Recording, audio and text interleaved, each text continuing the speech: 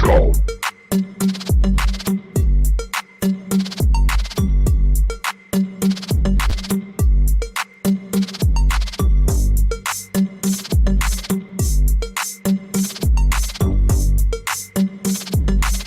Last call. Last call. Last call. Last call. Last call. Last call. Last call. Last call. Last call. Last call. Last call. Last call.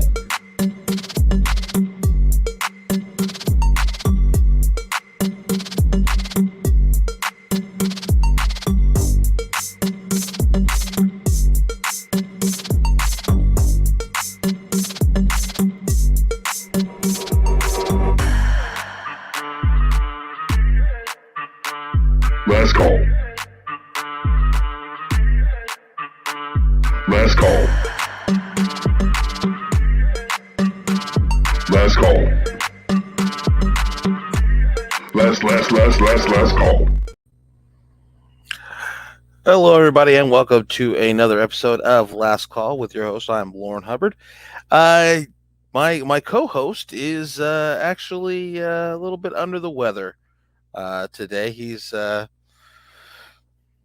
woke up with a fever. Apparently, it's not COVID, so that's good. Good news. I hope he gets well. But so it's just going to be me doing a bunch of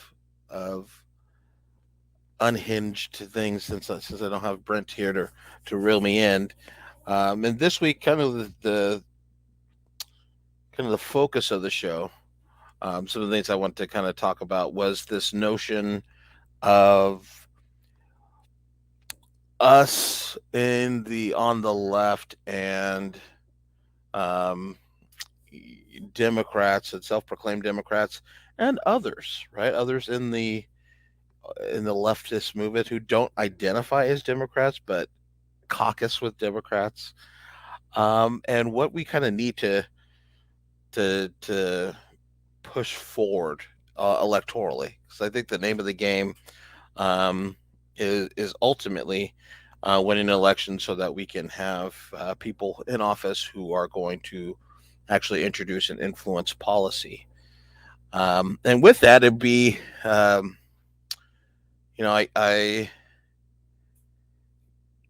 would be remiss if I didn't start out with talking about Kristen Sinema, the lovely senator from Arizona who was it 3 days after Democrats have this big win in securing 51 seats in the Senate. The runoff election in Georgia with Raphael Warnock, we get the 51 Senate majority, and then Kristen Sinema decides that she is going to switch parties. That's all I have to say about that. Is like, give me a break. So Kristen Sinema decided to change parties. She's now going to be an independent, as it were. I just, I look at Kristen Sinema and all the things that we talked about on this show and others about Kristen Sinema and the other moderate Democrat. I don't even know if I want to say moderate. The Republican who's registered as a Democrat in Joe Manchin in West Virginia, and the focus being on them so much. And 3 days after we win this 51 seat majority, Kristen Sinema decides to switch parties, and she's apparently going to continue to caucus with Democrats. But one of the things I think we should take away from this, because Kristen Sinema in 2018 was a very different. Um, she ran. She was a very different candidate, um, running for office than she was a elected official when she actually got in. So I think we should kind of take note of this. Even folks that we think are the perfect progressive candidates, um, aren't, or sometimes cannot be. Um, so I think we need to be very careful about how we go about vetting candidates, and not to say that, in certain situations, in certain races, obviously Kristen Cinema is probably better, than whatever Republican was she was running against. But that's why primaries are so important. And so that's just kind of what I want to talk about today, was kind of this focus on, um, just kind of having a heart to heart with you, about my evolution in on this situation, and how, um, focusing on candidates, and getting to talk to candidates, um, is so big on shows like ours. I have had the opportunity now to talk to, um, 20 or 30 different candidates for different offices, and each one of them, I think what I could say about each one of them is that they were genuine people, and um, that's really what you want in a candidate and a representative, someone who's an actual person. So I think we should get rid of this idea that the candidates, when we elect them to office, on the left side, are going to be the perfect candidates, because quite frankly, unless no candidates you're going to agree with 100%, and a lot of the times, they're going to do stuff and vote ways that we don't necessarily agree with. And no candidate is going to agree with you 100% unless you yourself decide to be the candidate, which is ultimately, like, one of the side goals I have for this show, is that people, and talking to candidates and seeing interviews, and, um, seeing the people that we bring on to the show, whether it's consultants or, other kind of campaign staff, that folks kind of say to themselves, I really can do this. I can get involved. And, it's kind of it's really an easy thing to do, to just jump in there yourself. And there's a lot of organizations, that are geared for that. But getting back to this thought of, um, we on the left having a love affair with candidates, and then them being disillusioned when they vote for something that we don't agree with or don't like ourselves. A perfect example of that is AOC, right? Alexandria Ocasio Cortez. She is, like a darling of the progressive movement in this country. Swept into office in 2018, and, has been, to me, really a rock star. Um, but also has gotten a lot of criticism, not necessarily about.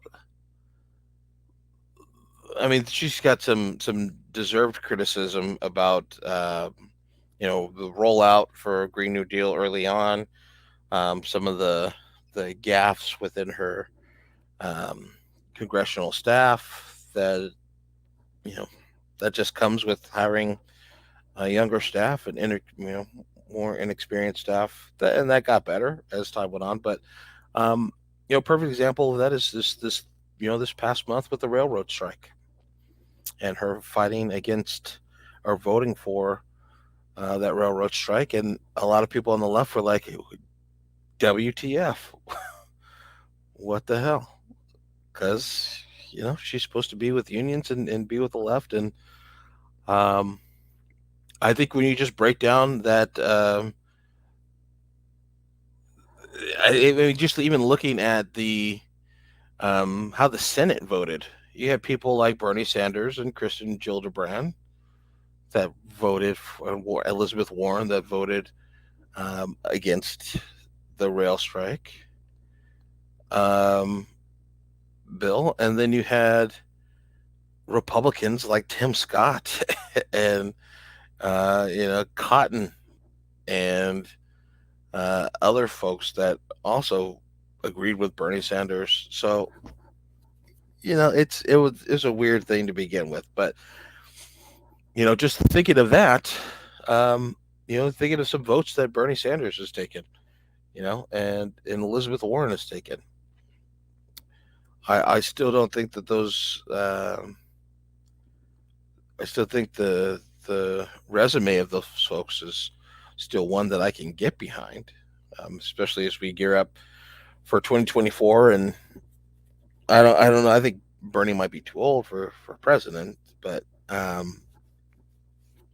you know, those are the types of people that I would be looking for um, to run and give my support to um, if Joe Biden doesn't decide to run. Um, but yeah, where was I going with it? Oh, it's on the left. So like I see so many times where um, I get so disappointed in some folks that I see just through social media that are talking like saying something negative about a candidate because who uh, they're not going to vote for anymore, not support it anymore because of one thing, and it's not a big thing. It's like a lot of the stuff I've seen lately is as we do this transition into and during this lame duck period is usually who these people decide to vote or hire on as staff. And like yeah, staffing in a when you're elected to office in that transitional period is super important. I'm not going to say that it isn't, and I'm not going to say that chief of staff is not someone who directly has the ear of that official, right? Um, but they're not the official, so that's also something to keep in mind. Barack Obama had Rahm Emanuel as his chief of staff when he was first elected president. Never mind that Rahm Emanuel is not you know the progressive hope and change kind of person you would like expect to see a Barack Obama pick, but he's also the type of person who knew how to navigate systems, had relationships on the hill, and as a president, those things are super valuable. And if you want to be an effective president, um, those things are qualities that you need to have. So I don't fault Barack Obama for making that pick. But this kind of rant is going on to segue into just the thought of my where was it going with this? My hope is that people um, don't get into situations. This is the situation I want to avoid, and the reason I brought it up is I see so many people with Herschel Walker, right? Republicans with Herschel Walker that are like, I absolutely uh, don't like abortions. Never mind that Herschel Walker like paid for people, paid for women to get abortions. He said he was sorry and he won't do it again. So that's my guy. Because don't care about any other policy, anything else. They're just one issue, and they they vote for him. But then on the other side, you have like Raphael Warnock, who, for all intents and purposes, has been a really good Democrat, right? He's been um, a sure vote for a lot of the bills that I think are great bills that have helped us not only get past the pandemic um, that we're still kind of in, as opposed, the reason my co-host is or isn't here might be the reason. I don't know. He's negative. We'll see. But we're that he's still seen as a person who's he didn't talk about a Green New Deal, so I can't vote for him. And it's just like, what?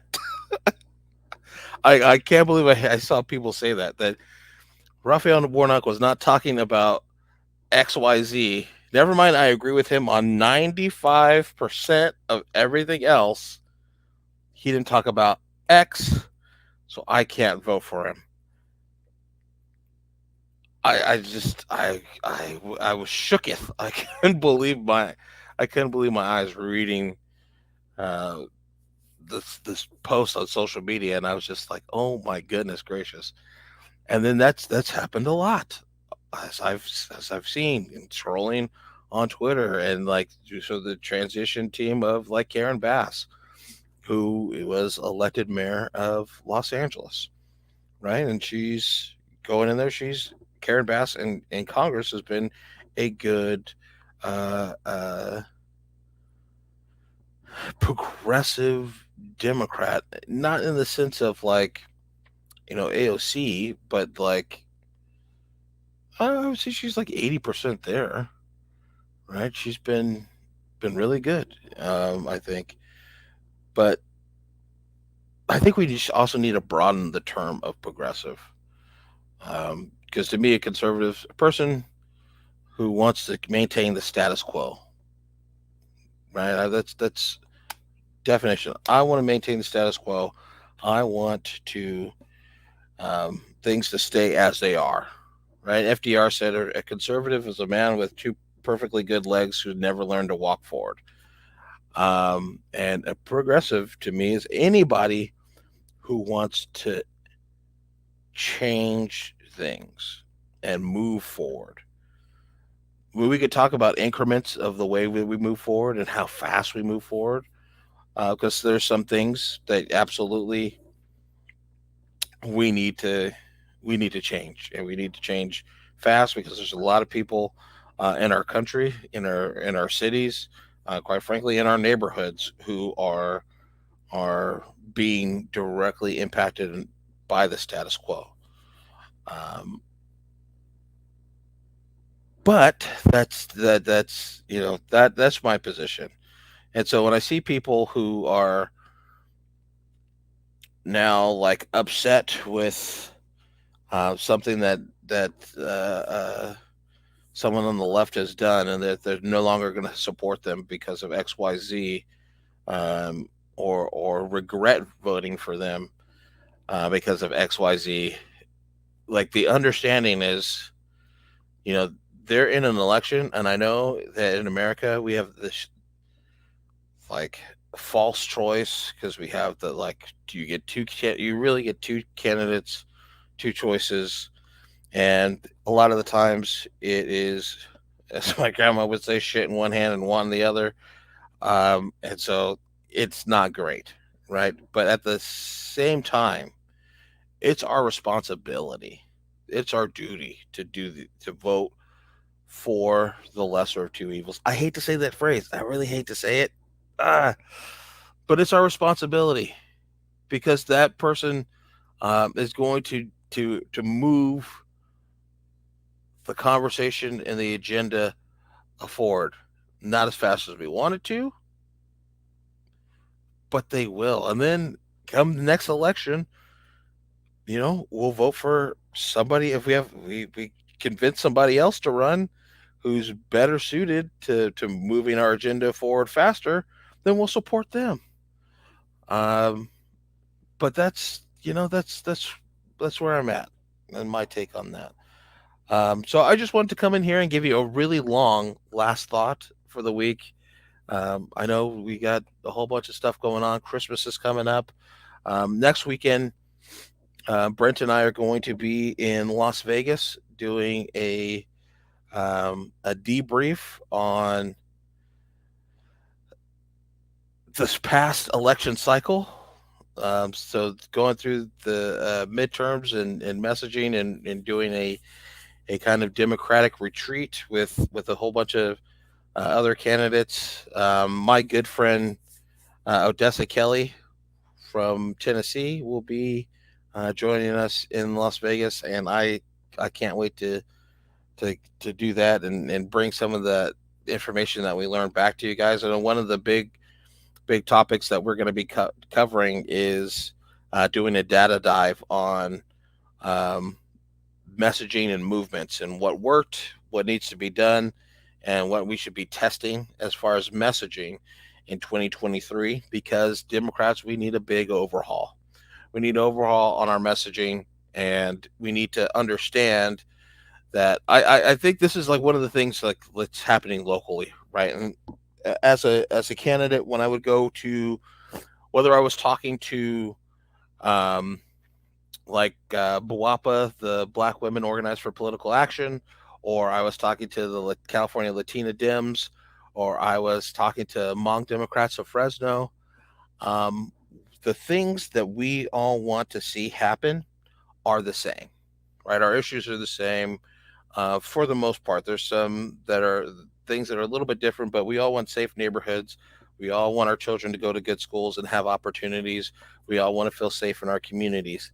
That the fact that we have to think of those things as mutually exclusive, to me, is the definition of institutionalized racism. The fact that there's only so many cookies, and if black people get this cookie, that means there's less cookies for everyone else.